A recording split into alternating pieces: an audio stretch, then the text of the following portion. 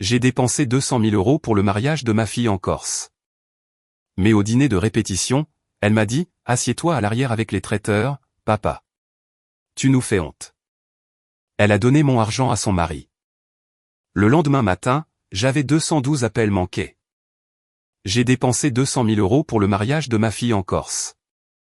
J'ai fait voyager toute la famille en première classe. J'ai loué la villa perchée sur les falaises.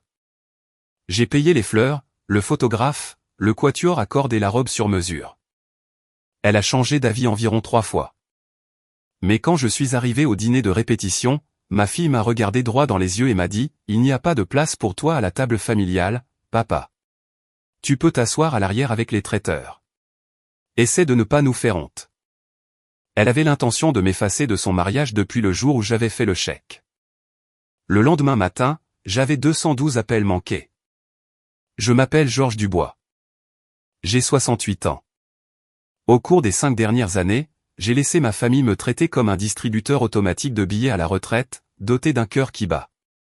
J'ai bâti une chaîne de 14 brasseries gastronomiques dans le sud de la France, en commençant par un simple grill et un pick-up emprunté en 1982. J'ai vendu la chaîne en 2016 pour 38 millions d'euros. J'ai gardé les biens immobiliers et je me suis dit que je passerais mes années restantes entouré de gens qui m'aimaient. Je me suis trompé sur la partie amour. Ma fille, mon unique enfant, allait se marier sur l'île de Corse. Le marié était un homme nommé Antoine, un consultant en crypto-monnaie, ce qui, d'après ce que je pouvais en juger, signifiait qu'il publiait des graphiques sur Internet et appelait cela une carrière. Il n'avait jamais eu de travail l'obligeant à se lever avant midi. Mais ma fille l'adorait et je l'adorais, alors je me suis tu. J'ai transféré 200 000 € sur son compte 6 semaines avant le mariage. Je lui ai dit d'en faire le plus beau jour de sa vie. Elle m'a dit qu'elle s'occuperait de tout. Elle m'a dit de ne pas m'inquiéter d'un seul détail. J'aurais dû m'inquiéter. J'ai atterri en Corse un mardi après-midi. La chaleur était sèche et immédiate, faisant scintiller les bâtiments en pierre blanche qui dégringolaient les falaises comme une avalanche figée. Un chauffeur devait me rencontrer à l'aéroport.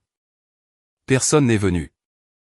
J'ai éclairci la gorge attendu 40 minutes au soleil, traînant ma valise à travers le petit parking avant de finalement héler un taxi.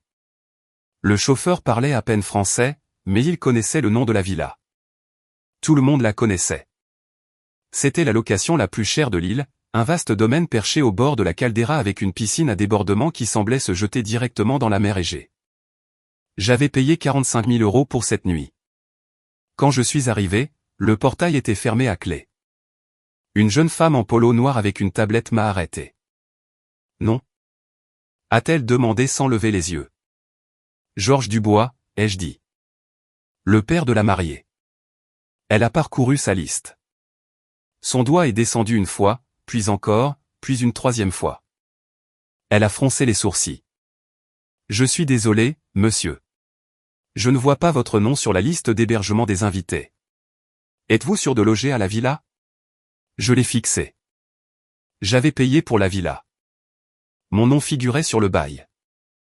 J'ai affiché la confirmation de location sur mon téléphone et la lui ai montrée. Elle a passé un appel. 2 minutes plus tard, elle est revenue avec un sourire apologétique. Il y a eu un malentendu, monsieur Dubois. Votre fille a dit que vous seriez plus à l'aise dans un hôtel à Ajaccio. Elle a dit que vous aviez du mal avec les escaliers et que la villa en a beaucoup. Elle vous a réservé une chambre à l'auberge du Crépuscule. L'auberge du Crépuscule. Je savais ce que c'était. C'était un hôtel économique près de la gare routière. Le genre d'endroit où les routards séjournaient quand ils n'avaient plus d'argent. Il avait des murs minces, aucune vue et la climatisation faisait le bruit d'un moteur de tracteur. Je n'ai pas discuté avec la femme au portail. Je n'ai pas appelé ma fille. Je suis simplement remonté dans le taxi et je me suis rendu à l'hôtel. Je me suis assis sur le lit étroit dans une chambre qui sentait le produit de nettoyage et j'ai fixé le plafond. Le ventilateur oscillait au-dessus de moi. Un moustique tournait autour de l'ampoule nue. J'ai pris mon téléphone et j'ai appelé ma fille. Elle a décroché à la 5e sonnerie. « Papa, salut, tu es arrivé. Comment s'est passé le vol ? Où suis-je censé loger ? » ai-je demandé. « Oh, l'hôtel. Oui, désolé pour ça. La villa est pleine à craquer. La famille d'Antoine a pris les chambres supplémentaires et la suite nuptiale a besoin d'espace pour se préparer. Tu comprends? C'est plus simple comme ça. Tu seras plus à l'aise sans tout le bruit. J'ai payé la villa, ai-je dit doucement. Et nous sommes tellement reconnaissants, papa. Sérieusement. Mais c'est mon mariage. J'ai besoin que tout soit parfait. Et honnêtement, tu serais juste de trop là-haut. La mère d'Antoine aide à la coordination. Et tu sais comment tu es. Tu voudrais tout prendre en main. Détends-toi juste à l'hôtel. Je t'enverrai une voiture demain pour le dîner de répétition. Elle a raccroché avant que je puisse répondre. Je suis resté assis là longtemps. Le moustique a atterri sur mon bras. Je ne l'ai pas chassé. Le lendemain soir, la voiture promise n'est pas venue. J'ai pris un autre taxi pour me rendre au restaurant où se tenait le dîner de répétition. Un endroit construit dans la roche surplombant le volcan. C'était magnifique. Des lanternes pendaient aux branches d'olivier. Un violoniste jouait quelque chose de lent et douloureux près de l'entrée. Je suis entré vêtu de mon meilleur blazer bleu marine. J'avais fait cirer mes chaussures. J'avais mis l'eau de Cologne que ma défunte femme m'achetait à Noël. Je voulais ressembler à un homme qui comptait encore. L'hôtesse m'a conduit à travers la salle éclairée aux bougies vers l'arrière. Pas la table familiale, pas la table près de la suite nuptiale. L'arrière. Il y avait une petite table ronde près de l'entrée de la cuisine, collée au mur. C'était le genre de table où le personnel mangeait entre les services. 2 chaises, un seul couvert. Je suis resté là à la regarder. Puis j'ai regardé à travers la pièce. Il y avait la table familiale. Ma fille était assise à la tête, rayonnante, riant, sa main sur le bras d'Antoine. La mère d'Antoine était assise à sa gauche, radieuse. Le père d'Antoine versait du champagne. Les frères d'Antoine, ses cousins, ses colocataires de fac, ils étaient tous là, remplissant la longue table de bruit et de chaleur. Ma fille avait 30 personnes à ses côtés, et pas une seule d'entre elles ne partageait mon sang. Je me suis dirigé vers elle. La pièce ne s'est pas tue parce que personne ne m'a remarqué. J'étais invisible. Chérie, ai-je dit en touchant son épaule. Elle a tressailli. Elle a réellement tressailli à mon toucher. Puis elle s'est tournée et j'ai vu dans ses yeux. Pas de surprise, de l'irritation. Papa. Salut, tu as trouvé l'endroit. Où suis-je assis, ai-je demandé. Elle a jeté un coup d'œil à la table près de la cuisine. Nous t'avons mis là-bas. C'est plus calme. Tu détestes les dîners bruyants. Je déteste manger seul, ai-je dit. Il y a une différence. Antoine s'est penché. Il avait la posture facile et pleine de droit d'un homme à qui on n'avait jamais rien refusé. Georges, mon pote, n'en fais pas toute une histoire. C'est un dîner de répétition, pas une réunion de conseil d'administration. Bois un verre et profite de la vue. Mon pote, ce gamin qui n'avait jamais gagné un sou en ma présence m'appelait mon pote. Ma fille a baissé la voix. Papa, s'il te plaît. La mère d'Antoine a planifié les places. Je ne peux pas tout réorganiser simplement parce que tu es arrivé en retard. Je suis arrivé en retard parce que tu n'as pas envoyé la voiture que tu avais promise. Elle a levé les yeux au ciel. J'ai oublié. C'est la course. Peux-tu t'asseoir et ne pas faire de scène, s'il te plaît, pour moi? J'ai regardé la table de la cuisine. J'ai regardé la table familiale. J'ai regardé la chaise vide qui aurait dû être la mienne. Bien, ai-je dit. Et je me suis dirigé vers le fond de la pièce et je me suis assis seul pendant que le violoniste jouait et que le champagne coulait et que ma fille faisait comme si je n'existais pas. Mais quelque chose a changé en moi à cette table. La tristesse n'est pas venue. Au lieu de cela, une froide clarté s'est installée sur moi comme le givre sur une fenêtre. J'avais passé 35 ans à l'élever. J'avais fait des doubles quarts pour qu'elle puisse aller à l'école privée. J'avais vendu la maison du lac pour payer ses études universitaires quand sa mère est morte. Je l'avais tenue pendant 3 jours d'affilée alors qu'elle sanglotait sur ma poitrine. Et maintenant, je mangeais du pain seul à côté d'une porte de cuisine battante pendant que la famille d'un étranger occupait le trône que j'avais bâti. Je n'ai pas mangé. Je suis resté assis là pendant 1 heure à observer. Puis je me suis levé, j'ai laissé un billet de 50 € sur la table pour le serveur, et je suis sorti sans dire au revoir. Personne ne l'a remarqué. De retour à l'hôtel, j'ai ouvert mon ordinateur portable. Je ne m'étais pas connecté à mes comptes financiers depuis des semaines. J'avais fait confiance à ma fille. C'était ma première erreur, ma dernière. Les 200 000 € que j'avais transférés étaient censés couvrir le lieu, les vols, le traiteur, la villa et la cérémonie. J'ai affiché l'historique des transactions. La location de la villa, 45 000 €. Les vols pour 12 invités en première classe, 62 000 €. Le fleuriste, le photographe, l'officiant de cérémonie, 18 000 €. Il restait 75 000 € non justifiés. J'ai creusé davantage.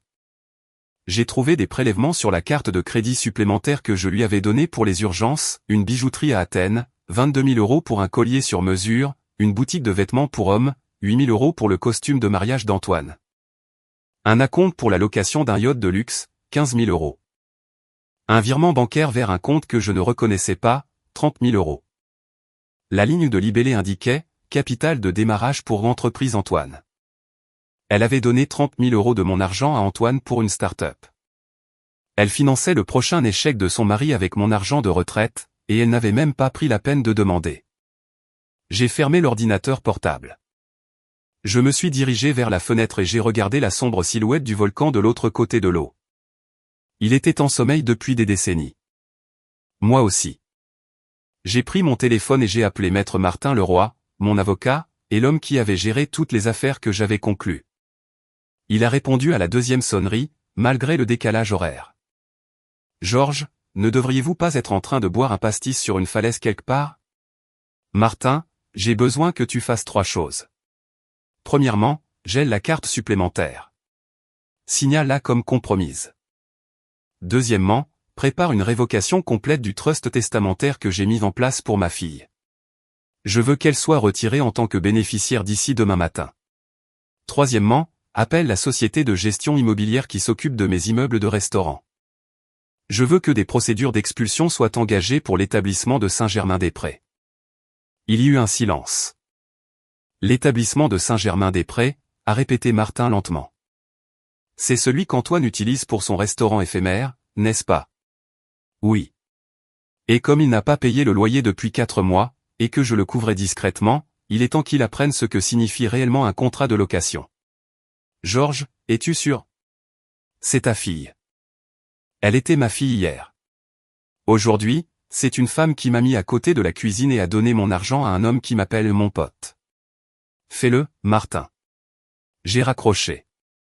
Je n'ai pas dormi cette nuit-là, non pas parce que j'étais contrarié, mais parce que je planifiais. Je ne m'étais pas senti aussi vif depuis des années.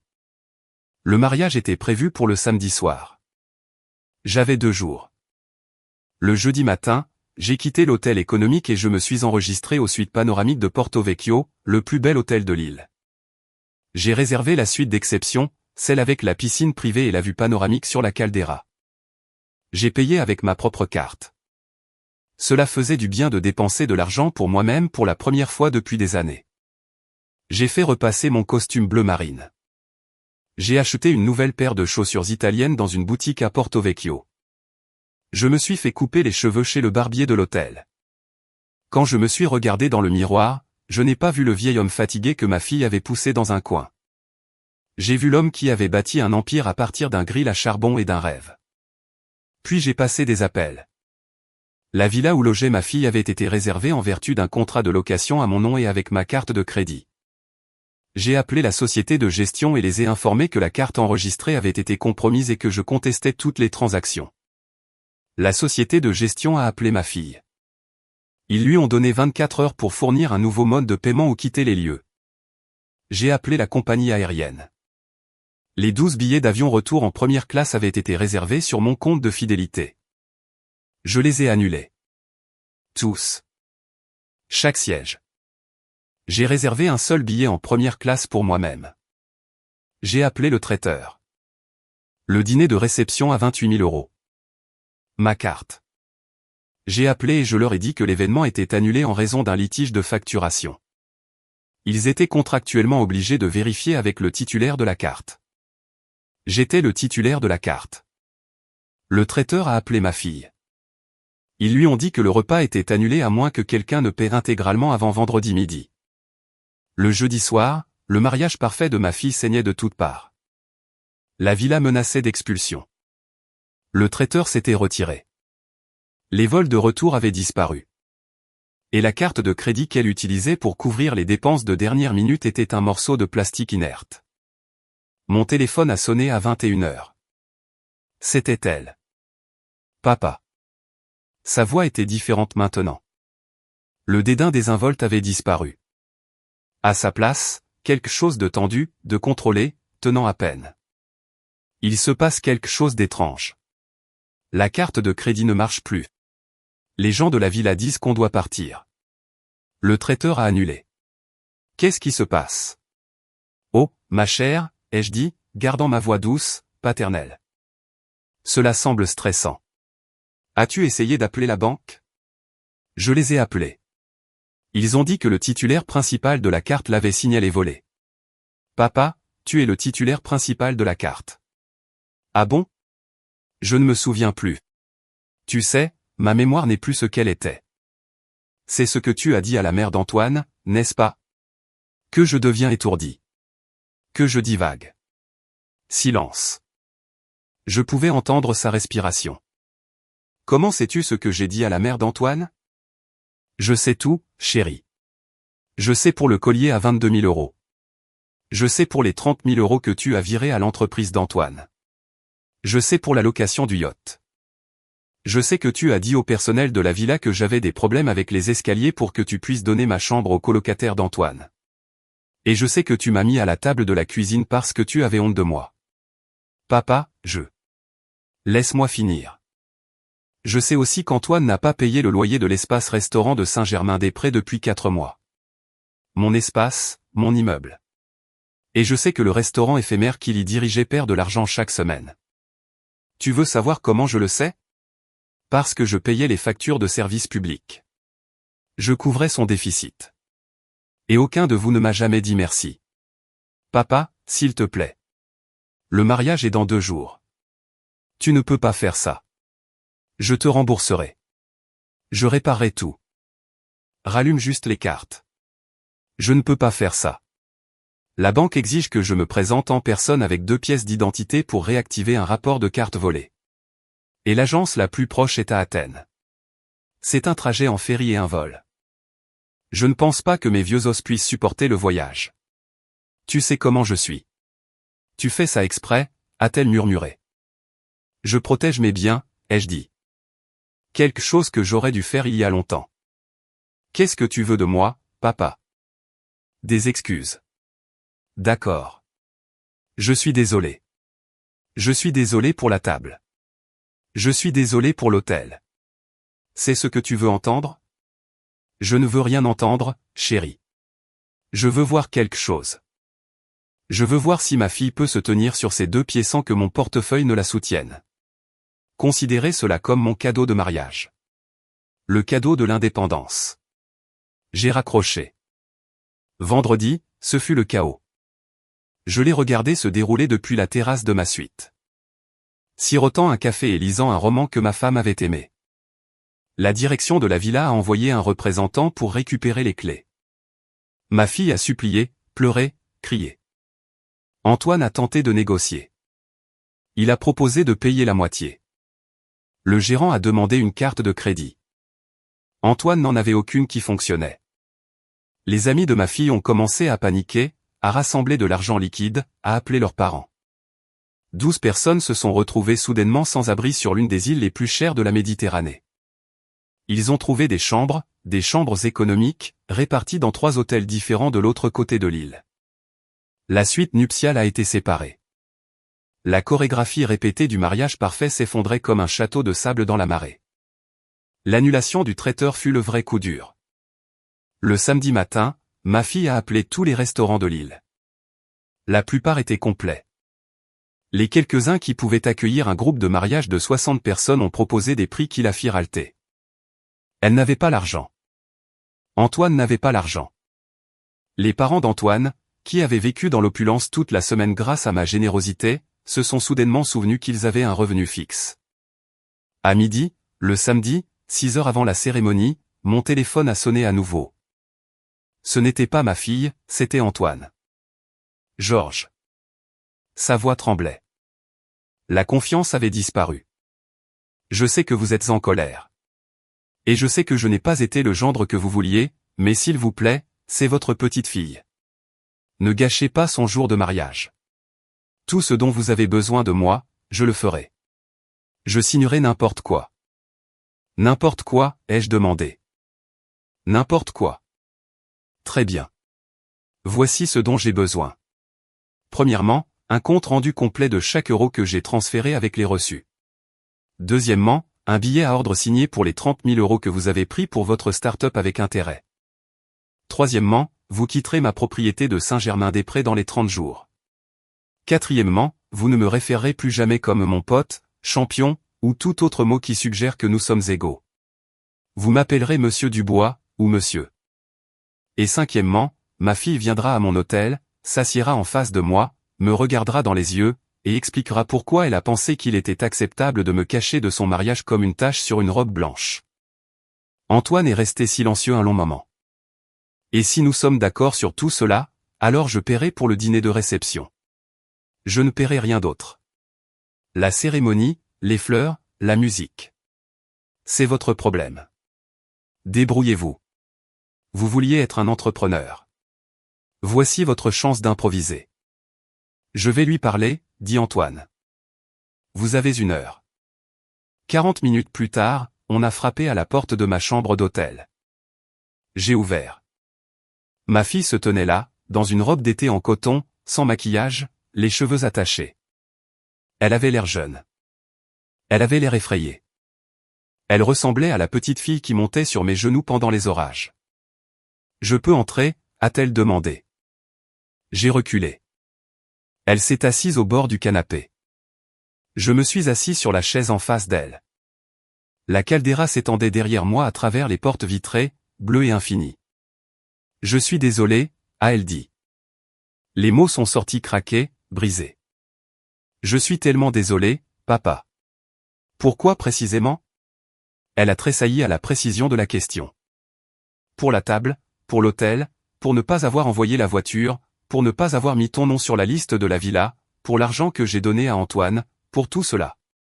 Pourquoi as-tu fait ça? Elle a fixé ses mains.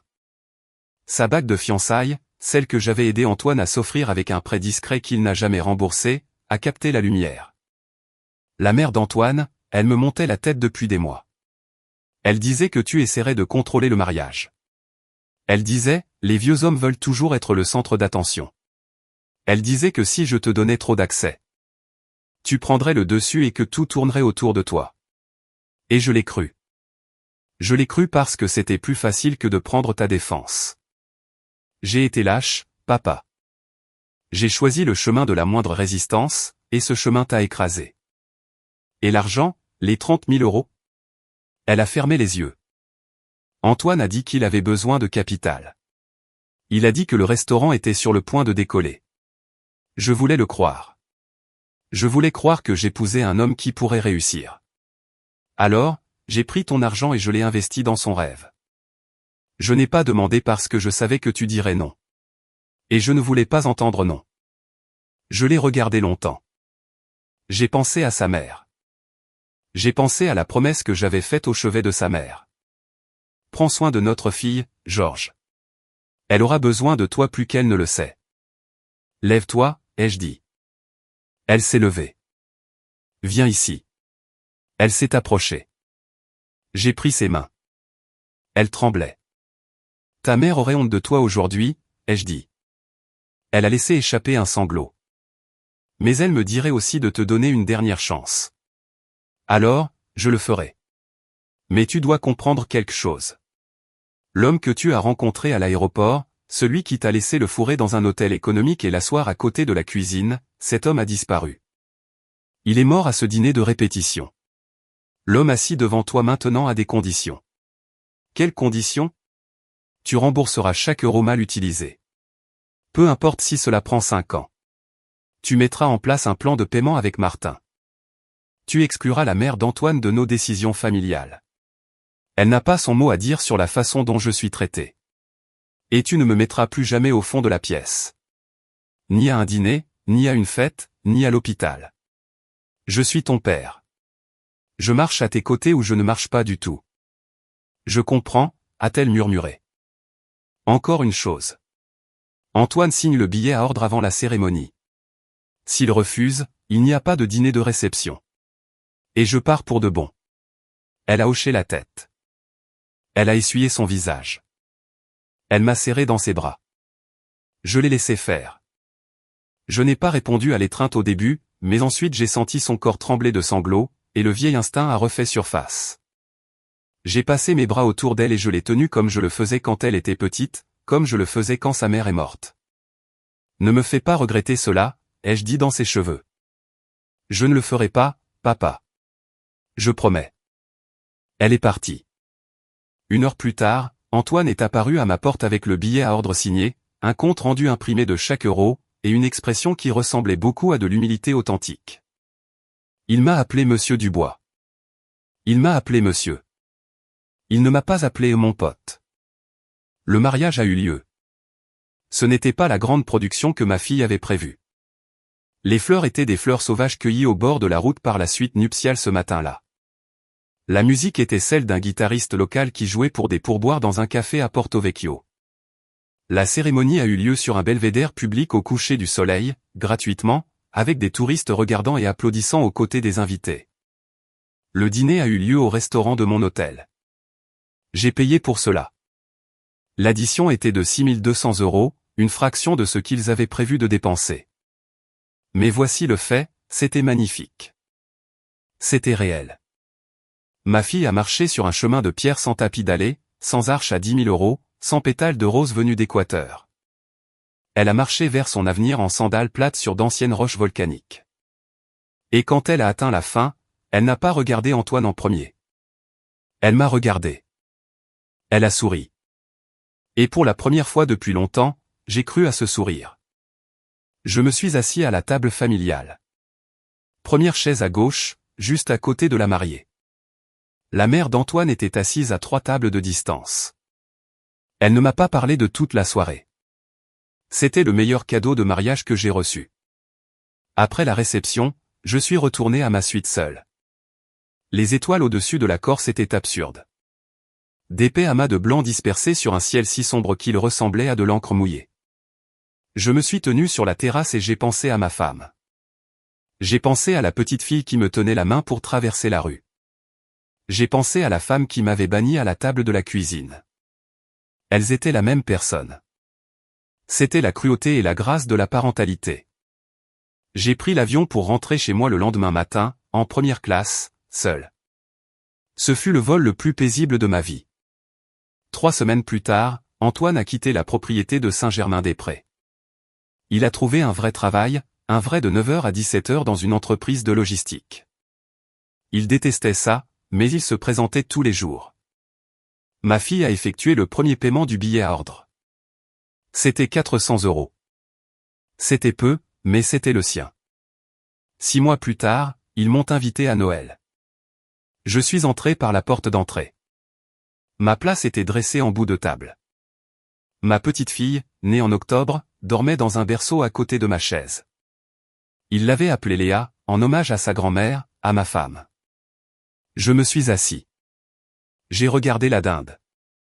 J'ai regardé les visages autour de la table. Ce n'étaient pas des gens parfaits.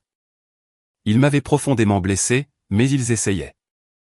Et l'effort, c'était quelque chose avec quoi je pouvais travailler.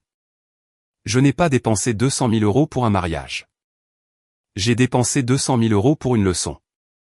La leçon était la suivante. L'amour sans respect n'est que de la dépendance. Et un parent qui permet à son enfant de le traiter comme un meuble n'est pas généreux. Il est complice de sa propre effacement. Si quelqu'un vous traite comme si vous n'aviez pas votre place à table, ne mendiez pas une chaise. Achetez le restaurant.